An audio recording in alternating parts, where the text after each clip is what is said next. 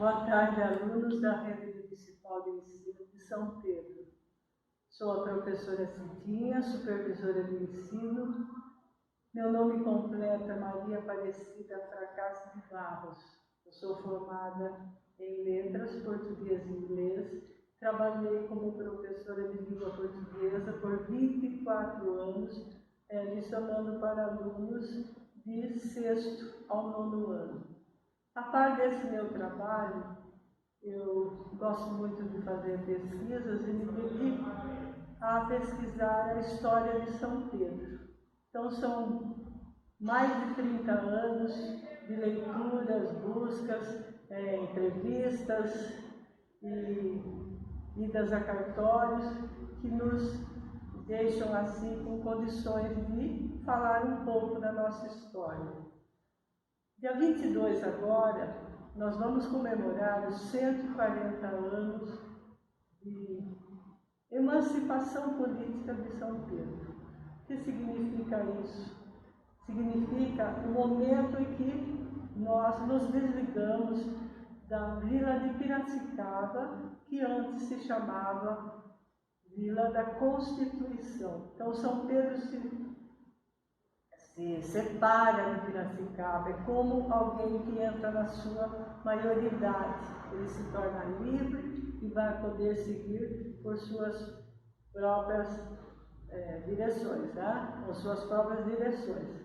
Seus caminhos vão ser definidos pelo pessoal são-pedrense que aqui já está trabalhando, produzindo, lutando para o crescimento de nossa terra. Mas há um bom tempo de história que fica para trás, porque nós temos que considerar o momento da fundação, não podemos esquecer como que ela começou. Então, ela começou no pouso de tropeiro e com a chegada dos irmãos Teixeira de Barros, são eles, o Joaquim, o José e o Luiz.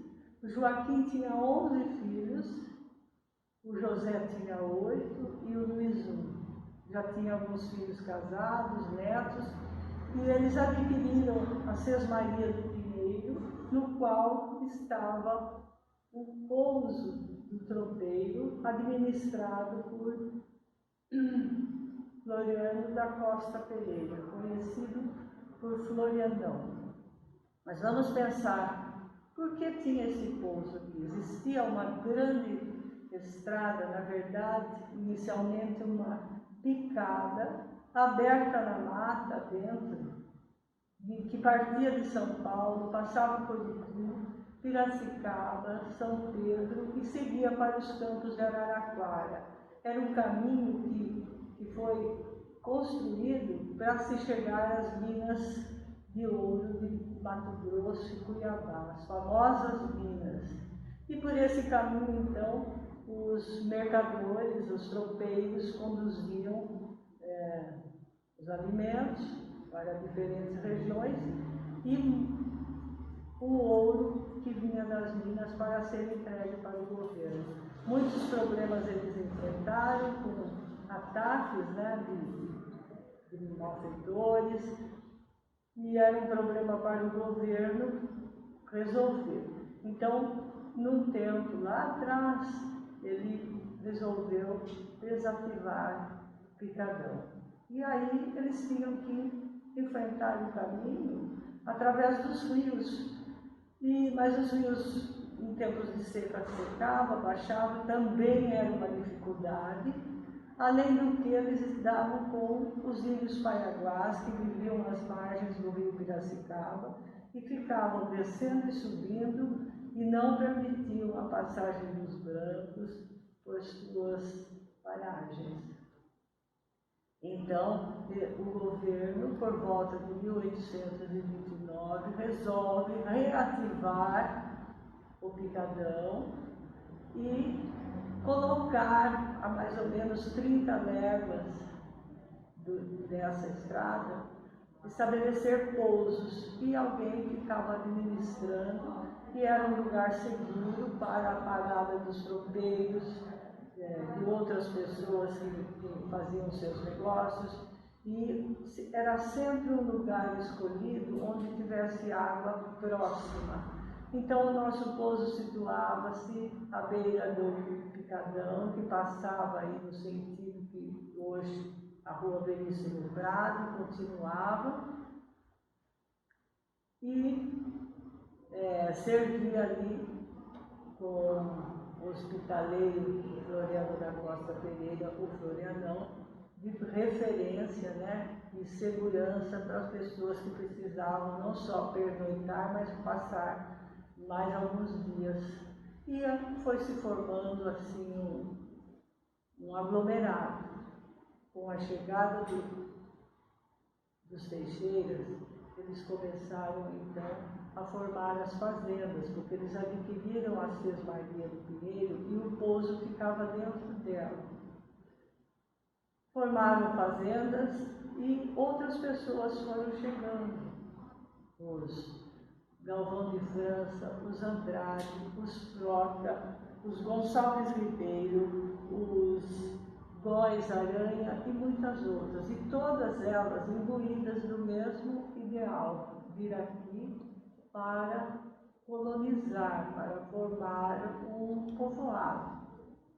Era essa a finalidade deles virem, porque havia água em abundância, terra muito boa e cercada de uma mata encantadora, exuberante.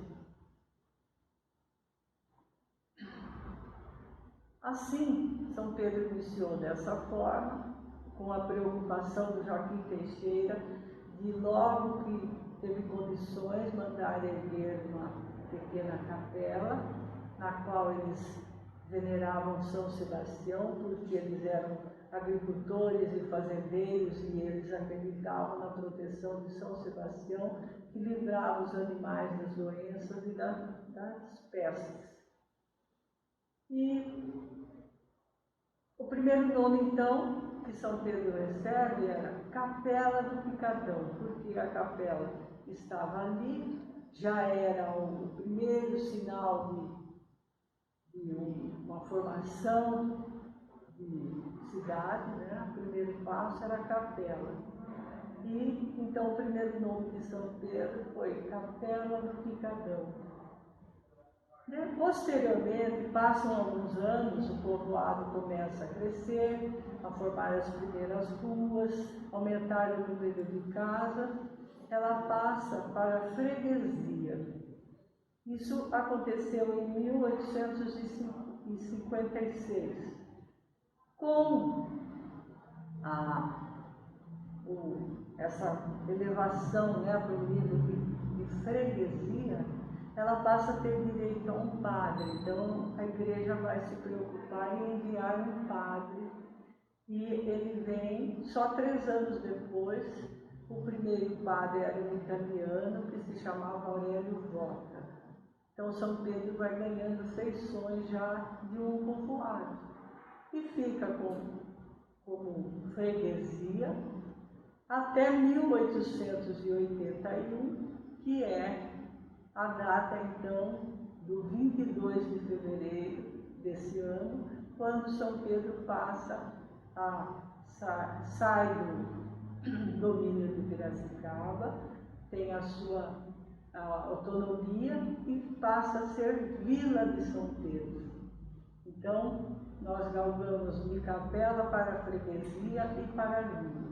Aí, muita gente está vindo para cá, as terras são boas, produzem café e tudo está se expandindo. Então, 2 anos depois, em 1883, ainda em fevereiro, olha como fevereiro é importante para a história de São Pedro. No mesmo mês, 2 das datas mais importantes que temos. No 22, emancipação política, 11 de fevereiro de 1883, São Pedro tem a instalação da primeira Câmara Municipal. Então nós vamos ter os nossos vereadores, um vereador que é o o presidente da Câmara e começam a pensar nas leis que vão reger o nosso município. Então, é muito importante lembrar essas duas datas e também lembrar sempre que nós temos, politicamente, contados 140 anos, mas desde a fundação a gente tem mais de 40 anos atrás que devem ser lembrados quando toda essa parte que eu acabei de dizer aconteceu.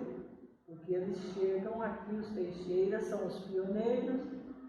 Joaquim é considerado o fundador da cidade por ser o mais velho, o mais preocupado. Os outros irmãos faleceram ao longo do caminho e ele foi viver até 1897 e falece aos 104 anos. Então, isso nós não podemos esquecer. Comemoramos, sim, mas temos que lembrar toda uma fase de muita luta que ficou para trás. Também o ano de 1881 é marcante para nós santepedrenses, porque nós temos o nascimento do poeta Gustavo Teixeira. Ele nasceu aos 4 de março de 1881. Quer dizer, 22 de fevereiro de 81, nós desligamos de Piracicaba, daí a alguns dias nasce o poeta Gustavo Teixeira, que era neto do fundador, filho da filha do Joaquim Teixeira, dona Miquelina Teixeira de Escobar.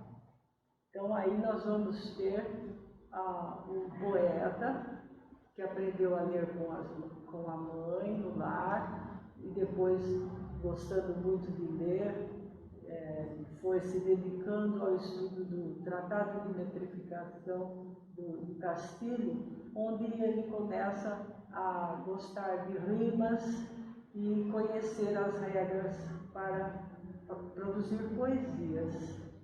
Então ele passa algum tempo em São Pedro, aos 17 anos ele vai lecionar na fazenda de seu tio Joaquim Teixeira de Toledo, a fazenda campestre, para atender a alfabetização dos filhos dos colonos. Depois ele vai para São Paulo em 1904, pensando em continuar os estudos, começa a escrever para jornais e revistas, a participar do círculo dos literatos da época e lança o seu primeiro livro em 1908, o Elementário, que alcançou um sucesso no Brasil todo. Muitas de suas poesias foram traduzidas para o italiano, para o sueco, para o espanhol, e ele foi muito elogiado por todos os literatos da época. Ele viveu depois, voltou para São Pedro. Em 1925, ele lança o seu segundo livro, que se chama Poemas Líricos, e resolve vir a São Pedro quando em visita à família e resolve ficar aqui, e daqui não saiu mais até a sua morte, a não ser para ir a Santos, quando ele necessitava de banhos de mar, por necessidade de orientação médica. Aqui ele viveu, fez suas poesias e, em 1937, é reconhecido todo o seu trabalho, todo o seu valor pela Academia Paulista de Letras, que o elege para ocupar a cadeira número 10, deixada por Paulo Sepúlveda, mas ele não chega a tomar posse, ele está cometido de um mal que ele tinha toda a vida e controlava, mas ele não tem condições de tomar posse. Os estudiosos de sua vida acham que ele pode ter sofrido assim, um impacto emocional tão grande, tanta felicidade de ser reconhecido, que não chegou a ter vida para tomar posse e falece aos 22 de setembro de 1937. Eu penso que todos nós santepedrenses temos muito orgulho do nosso poeta Gustavo Teixeira. Afinal, ele quase fez parte da Academia Paulista de Letras, e São Pedro tornou-se conhecida pelos seus versos, não só no Brasil, mas no exterior também. Mas nós temos também uma outra descendente dos Teixeira de Barros. Agora essa é bisneta do José Teixeira de Barros, né? O segundo irmão por ordem de nascimento deles, que se tornou uma escritora de grande valor. Ela fez parte, foi a primeira mulher a ocupar uma cadeira na Academia Paulista de Letras, quando não tinha ninguém ainda, nem na Academia Brasileira de Letras. Então é a primeira mulher de destaque, é são pedrense, fez vários livros, falando de São Pedro, não esquecendo em nenhum momento a sua terra, onde ela passou a infância e a pré-adolescência, entre a fazenda do avô, São Pedro, Santa Maria, até mudar-se para estudar em Campinas.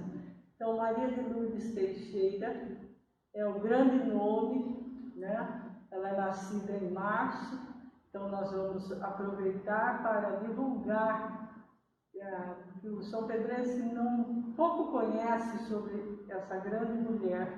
Ela foi considerada a mulher mais culta do Brasil na época em que ela viveu. Então, maiores detalhes nós falaremos no decorrer do mês de março, quando nós comemoramos o aniversário de nascimento dela. Agora eu gostaria de falar para os nossos alunos que atualmente nós vemos muitos grupos, né, de trabalho buscando suas reivindicações através de greve. Então nós tivemos greve dos caminhoneiros, tem greve dos professores, greve dos metalúrgicos, enfim, cada classe luta pelos seus interesses. Mas aqui em São Pedro também aconteceu, logo depois da emancipação política, uma greve, vocês acreditam? São pedrenses fazendo greve. Greve de quê? A linha de ferro, que fazia o transporte até São Paulo, com continuidade para Santos, para conduzir toda a produção cafeeira na época, chegava até Charqueada. Já existia um projeto para chegar até São Pedro, que era um grande centro cafeeiro, por volta de 1881 em diante, ali, por um longo tempo. E estava prometido e não vinha, os políticos tentavam e não conseguiam. Então, mais uma vez, né, já presente na nossa história, quando eu falei que foi quem, juntamente com seus auxiliares, ergueu a primeira capela de São Pedro, o Antônio Teixeira de Escobar, filho do fundador, resolveu pegar a produção de seu café e não levar até Charqueada, levar até Rio Claro. Era mais custoso, mais difícil, mas ele resolveu tomar essa medida e levava com os carros de bois dentro do meio de transporte da época para Rio Claro e deixou de levar até Charqueada, que para nós era muito mais perto, e então atingiu lá o valor, né, que eles cobravam para transportar até Santos, então usando a outra ferrovia que servia Rio Claro, que era a Paulista. Então ele tomou essa medida, outros fazendeiros boicotaram e começaram a entregar também, e eles se firmaram numa greve de não entregar em Charqueada, entregando a Rio Claro por 2 meses. Isso balançou as autoridades, né, com o prejuízo que a Via Férrea estava levando. Então, resolveram, então, depois desse tempo firme, que ninguém mais levou para a charqueada. Era, já falei, difícil levar até Rio Claro, mas eles se firmaram nisso, e levando até lá, conseguiram que olhassem para nós aqui, e foi uma greve, um boicote que deu resultado, porque no ano seguinte eles estenderam os trilhos de charqueada a São Pedro, que tornou-se fim de linha, mas atendia às necessidades da nossa gente. Então eu acho isso maravilhoso, alguém lá em 1892 ter essa coragem e outros seguidores. Então achei assim interessante passar para vocês, nossos alunos aí que vivem no dia de hoje, que pensem nesses momentos de tomar decisões nesse sentido. Eu termino a minha fala pedindo que vocês comemorem sim o 22 de fevereiro agora, os nossos 140 anos de emancipação política, mas que estejam sempre lembrados de todo o nosso tempo, né, de formação do povoado, da capela, da freguesia, da vila, até chegar na nossa querida cidade de São Pedro.